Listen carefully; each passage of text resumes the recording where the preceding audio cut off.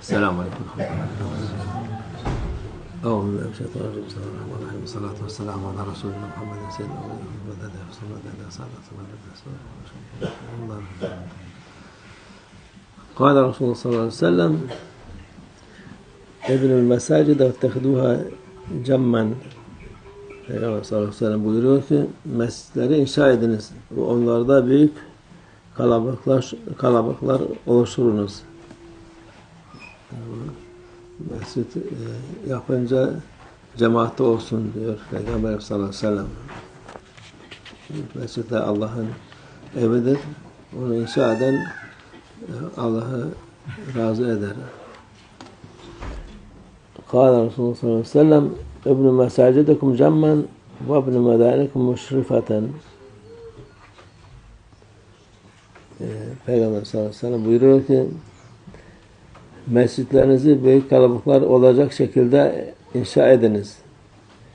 Şehirlerinizi de saygın, gösterişli bir vaziyette bina ediniz.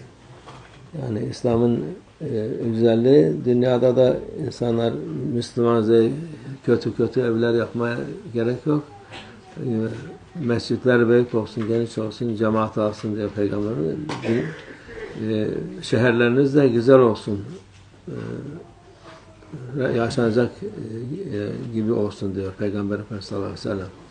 Yani İslam'ın emirleri hem dünya için hem ahiret için iyi olur yani. İnsanları Allah'ın sevdiği insanlar güzel yaşasınlar diye.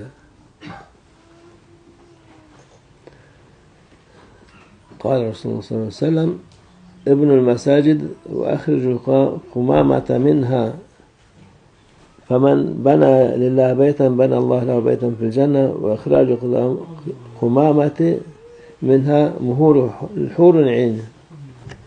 Peygamber sallallahu aleyhi ve sellem buyuruyor ki mescitleri inşa ediniz. Yani mescitler bina yapınız. Onları yani tabi herkes kendine yapabilen insanlar çok var. Nasıl olsun diye niyet edince ve süprünteleri yani içerideki çarşı çöp ne varsa temizleyin. Oradan temizleyerek çıkarınız. Yani burada şöyle kutulu peçete, meçete ya toz, toprak, yapraktı, şuydu, buydu. Onları temizleyiniz diyor Peygamber Efendimiz sallallahu aleyhi ve sellem. Buna göre her kim bir ev mescit yaparsa Allah o kimse için cenneti bir ev yapar. Yani o dünyada mescit yapmaya yardım ederse yaparsa cennete de ona Allah ev yapar. Allah Azze ve Celle içindeki çöpleri atmak için ise yani o içindeki temizliği yapmak da hurilerin mehridir. Mehirleridir. Huri ayinlerin onların da mehirleri o çöpleri atmak. Mescidi temiz tutmak. Kâle Resulullah sallallahu aleyhi ve sellem Kâtalallahu Yahuda ittehadu kubura enbiyâihim mesacida. Peygamber sallallahu aleyhi ve sellem buyuruyor ki Allah Yahudileri kahretsin. Onlar peygamberlerin mescitlerini, mezarlarını mescit edindiler. Yani mescit yapmadılar. Doğrudan o mezarları yani mescit yapmadan mezarlara kıldılar. Kâle Resulullah sallallahu aleyhi ve sellem Evsu'u mescidekum temla'uhu. Peygamber sallallahu aleyhi ve sellem buyuruyor ki mescidinizi geniş yapın ki onu doldurasınız. Doldurasınız. Yani mescid yaparken küçük yapmaya gerek yok. Ne kadar imkan varsa o kadar büyük yapın. Muhakkak o dolar diyor. Doldurursunuz.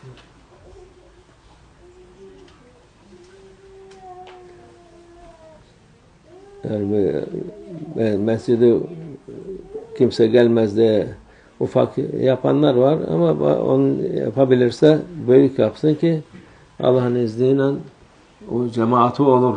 Oraya nasip olan cemaat olur. Bizim bu Kıbrıs'taki Hacı annemiz var. Lefkoş'a yakın. Şeyh Baba'nın intikalından bir 5-6 sene önce onun temelini attık. Hiç bir tane ev yoktu etrafta. O temel taşını koyunca millet şaşırdı ya, burada ne yapacaksınız, ne şeyiniz var diye, kim gelir buraya diye çok söylenenler oldu. Allah'ın izniyle şimdi cemaat cumaları 1000 kişiden fazla oluyor. Normal 5 vakit cemaati var Allah'ın izniyle. Kâle Resulullah sallallahu aleyhi ve sellem kullu binâin vebâlun ala sahibihi yevmel kıyâme illa mesciden.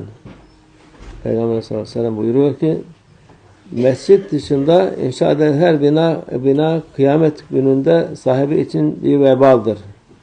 Yani sen bu binayı sen şöyle yaptın, böyle yaptın diye nasıl yaptın ama mescit hariç ötekilerine sorulacak diyor.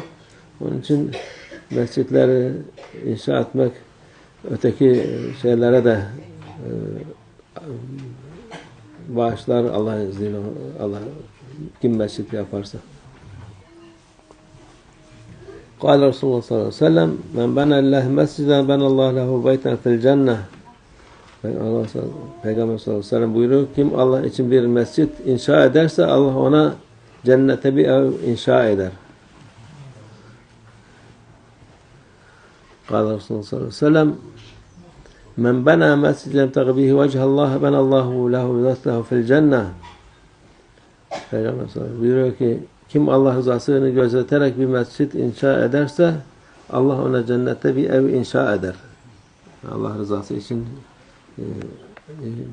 mescit yapan insan için Allah ona muhakkak cennette bir ev yapar. Kâle Resulullah sallallahu aleyhi ve sellem men benellâh mesciden velev ke mefhası katati la baydiha benallahu lehu beyten fil cenneh. Peygamber sallallahu aleyhi ve sellem buyuruyor ki kim bağırtılarak kuş yuvasına kadar olsa bile bir mescit inşa ederse Allah ona cennete bir ev inşa eder.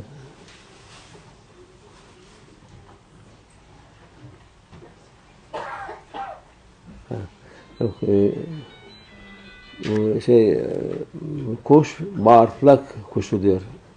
Bağırtılak kuşu galiba küçük bir kuştur. O kadar bile bir mescit yapsa insan Allah muhakkak ona cennete de bir ev verir. Yani bazıları dediğim gibi büyük yapabilirse yapsın, yapamazsa ufak bile olsa Allah ona cennete ev yapar. Kâle Resulullah sallallahu aleyhi ve sellem men benellâh mesciden benallâhu lehu fil cenneh evsa'a minhu. Peygamber sallallahu aleyhi ve sellem buyuruyor ki kim Allah için bir mescit inşa ederse Allah ona cennette ondan daha geniş bir ev inşa eder. Yani küçük bile olsa şey yapsa muhakkak Allah onun yaptığının daha büyüğünü yapar cennette.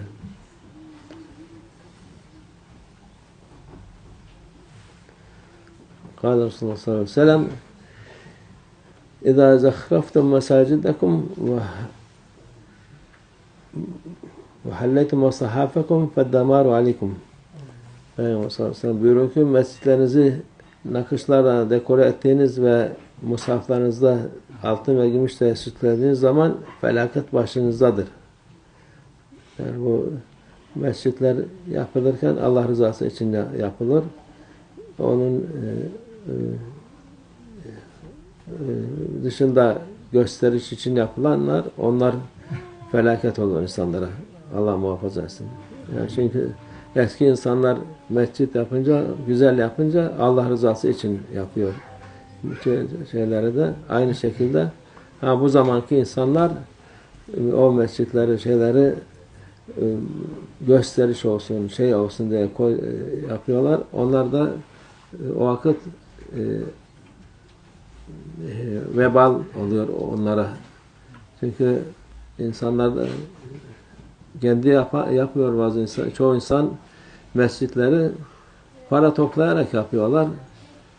Şimdiki mescit Sultan Mescidi, Sultan kendi yapıyor. Sultanlar, Allah onlardan razı olsun. Osmanlı sultanları yaptı, onlar öncekiler.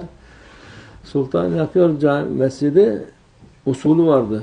Kendi hazinesinden, kendi malından ödeyerek yapıyordu. Sultan mescitleri de şimdi burada söyleyeyim 2 minareli olur. Onun haricinde kimse 2 minare yapması olmaz. Usuldan değil. Yani caiz değil de usuldan değil. Usul olan her şey onlar bilirdi. Onlar çünkü Şeyh-i İslamları beraberdi. Onlarla beraber ne yapacaklarını, ne edeceklerini senden benden çok daha iyi bilirlerdi. Şimdiki insanlar böyle hadisi dinliyor. Yok şimdi siz şey yaptınız, ettiniz, bunlar hepsi yaramaz, yıkın edin diye. O öyle değil. Onların ilimleri bu insanların 100.000 defa geçer ilimlerinde. Onlar şimdiki işte görüyoruz. Adam dileniyor orada kapının önünde, caminin önünde cami yapacak. Yap cami. Ne gerek var? 4 tane minare koymana, 2 tane minare koymana. Her minare 10 tane cami yapar yani o şey. Sen yaptığın minare milletten alıyorsun, zorla şey yapıyorsun.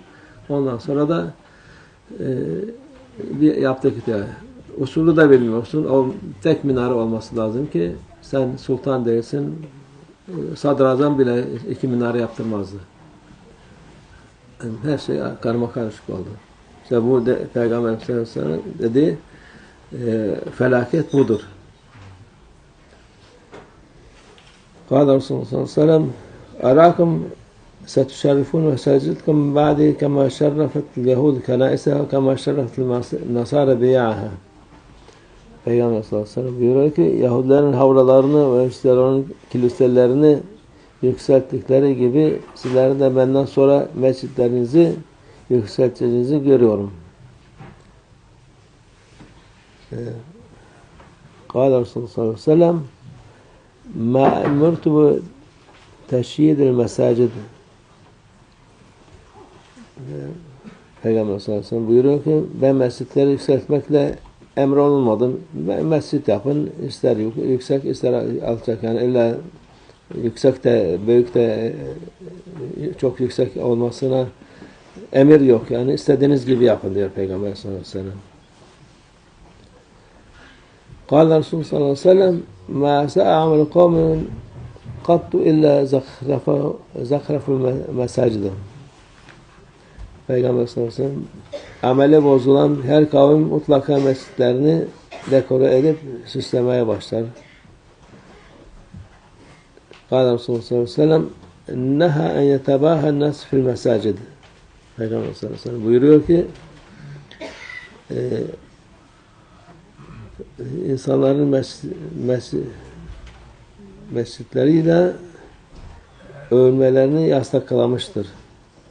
Çünkü en büyük mescid-i Haram, Kabe, sonra Mescid-i Nebevi, sonra Mescid-i Aksa'dır. Onlar en büyük, onlarla şey yapabilir, övünebilir insan. Ötekileri onların gölgesinde kalır. Sadaka Resulullah fîmâ kâle ev kemâ kâle. Ziyadet ve şeref Nebi sallallahu aleyhi ve sellem ve aleyhi ashabil kiram ve ilâ arvah cemîl enbiya ve mursalîn khudamâ eşrâin ve ilâ arvah a'immetil arbah ve ilâ arvah meşâikhina fi tarikatin nakşibendiyetil aliyye khâssate imam tarikatı ve gavsul halîka Hâce Bahauddin Muhammed ve Veysîl Bukhari Seyyidina ve Hâlik-i Şübhâni Mevlâ Şeyh Şerâfuddin Dağıstâni Mevlâ Şeyh Abdullah Faiz Dağıstâni Mevlâ Şeyh Muhammed Nazım Adil Hakkâni ve sâir sâdâtin ve sıddîkîn ومن الفضات وجوه Hüseyin Zofr'un Rıfaka Hacı Mustafa Tıvarabi cümlemizin geçmiş şerefleri için şehit şuhadaların için La Teala'l Fatiha.